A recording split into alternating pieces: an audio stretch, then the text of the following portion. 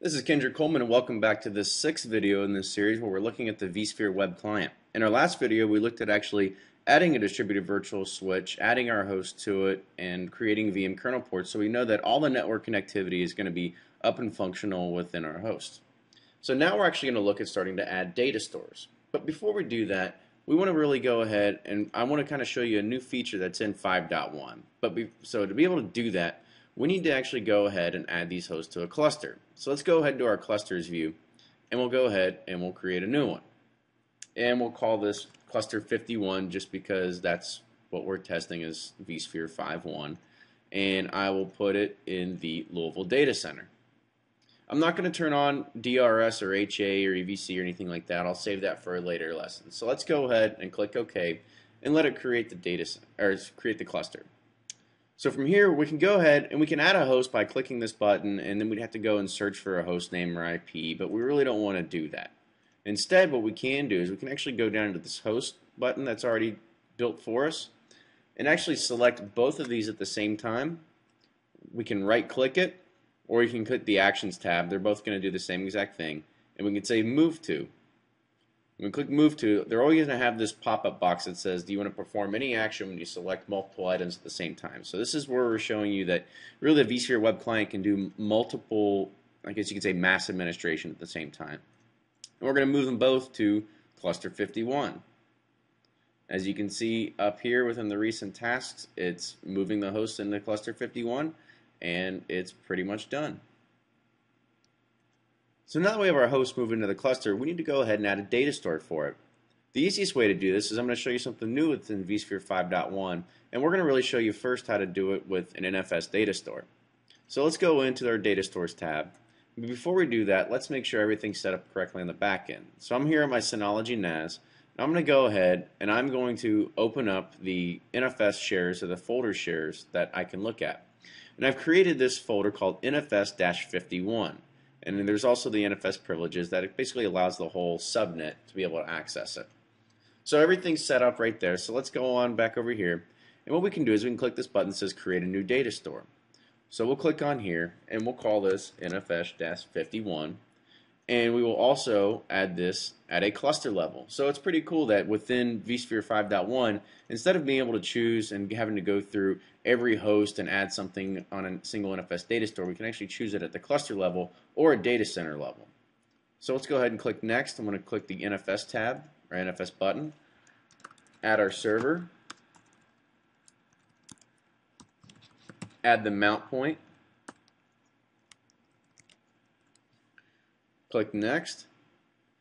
Make sure both of these hosts are going to be able to find it, and we'll click Finish. And as you can see up here, it's already created the NAS data stores on both of the hosts. So now we actually have two of the NAS data stores. This one I had mounted beforehand, and now we have this one as well. So now we want to look at actually mounting a iSCSI adapter and iSCSI mount. So what we have to do before we do that is we need to go into the host section. Within the host section, we need to go in each of our hosts, and we need to actually define something. Within here, we actually need to create a storage adapter. So let's go ahead and click this plus button and add a software iSCSI adapter. We need to do this on both of our hosts, so we'll go ahead, go to our second host as well, and add it. Now here I am on my second host. I'm going to go ahead and add it. And as you can see up on the right hand side, it's already added the iSCSI adapter and actually opened up the firewall ports for iSCSI connectivity on our first host, and it's doing it on the second host as well. So let's go back to the first host where we still have it ready to go. And before we get going with anything, what we need to do is we actually need to do some network port binding. So let's go ahead and remember those two iSCSI adapters that we had built before, those iSCSI VM kernel ports. This is where we actually need to go ahead and we need to bind the VM-HPA 33 adapter to those iSCSI VM kernel ports that we created. So these are the two VM kernel ports that we had added. So let's go ahead and click our first one. As you can see, it's at a compliant stage because you have it set as active and the other is as unused when you looked at the actual uplink. So we'll go ahead and click OK. And we're going to go ahead and we're going to see this right here. It's been added. Let's go ahead and add the other one and click OK as well. And now you should be able to have this on both your hosts. You should be able to have both your VM kernel ports added to the iSCSI adapter. So on both of them, we should be able to see this if you go ahead and you add it to the other one as well. So you should have both of these ready to go. Now before we go to the next step, we actually need to go ahead and add a target. If you only have a single iSCSI server and you have a single vSphere environment, you can go ahead and do dynamic discovery. On the other hand, I like to do static discovery just because I like to keep everything simple and clean within my environment. So if I go here to my Synology NAS, I've created an iSCSI target right here. And as you can see, the iSCSI target name is this right here. It's IQN 2001. So let's go ahead and we'll edit this so I can be able to grab this name right here. And I will copy this over and paste it in here. So I know that my iSCSI server is still 196.8.40.100, but I only want it to get to this current iSCSI name. So we'll go ahead and we'll click OK. And as you can see right here, it's actually adding the iSCSI target. So that's been added. And then we need to do that with the second host as well.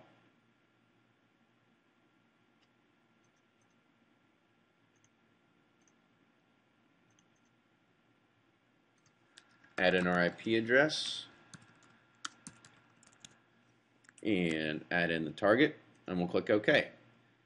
On the back end on this target, we actually have two iSCSI LUNs that are connected to it. You have a 125 gig LUN and we have a 145 gig LUN. So when we mount these, we should be able to get them.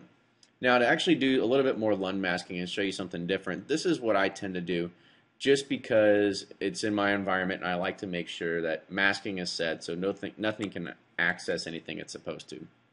So actually go ahead and I grab the HPA settings from there. Now I'll click edit from here so I can actually be able to make sure the masking's set correctly. Let me go ahead and delete these old ones because they're no longer needed. And I'll create two new ones. So I'll go ahead and click OK there. I'll cancel out of that and I'll go to my first host.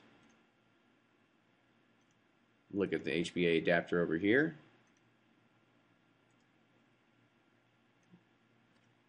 Grab the worldwide name here and add it over here as well. So now I should be able to go ahead and click OK, and now it should have read-write access to that LUN. Now that we have that set up, we need to go ahead and click this button that says to rescan the actual storage adapter. So let's go ahead and let's do that. And it's going to rescan the HBA. We'll go ahead and we'll do this for both of them real quick just so we know that they're both up to par and they're both seeing the same exact thing. So the first one's already rescanned, so let's go back to it. If we click on it, let's go ahead and see if the devices. So I found one of the LUNs, but the other LUN isn't mounted, so let's go ahead and we'll click this mount button. This is something just because of my own environment I was messing around and probably just screwed up a little bit. So let's go ahead back over to our second host, make sure get this one mounted as well.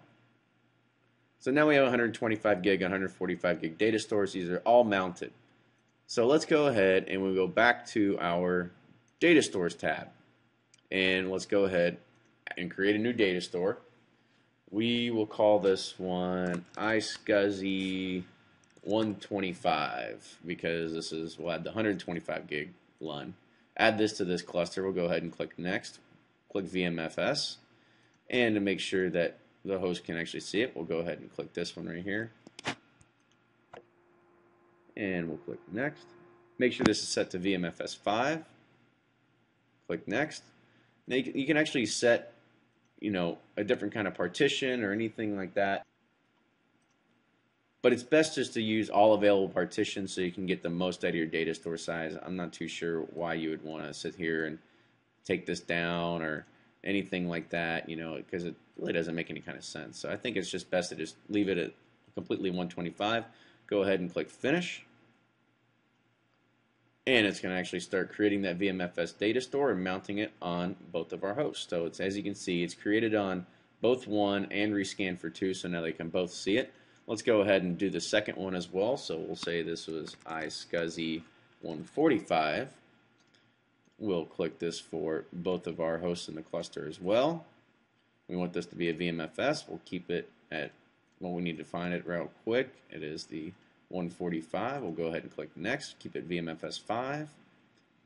keep the configuration to use all available partitions. So we use all capacity and all free space within it, or sorry, all capacity and no free space. And then we click Finish.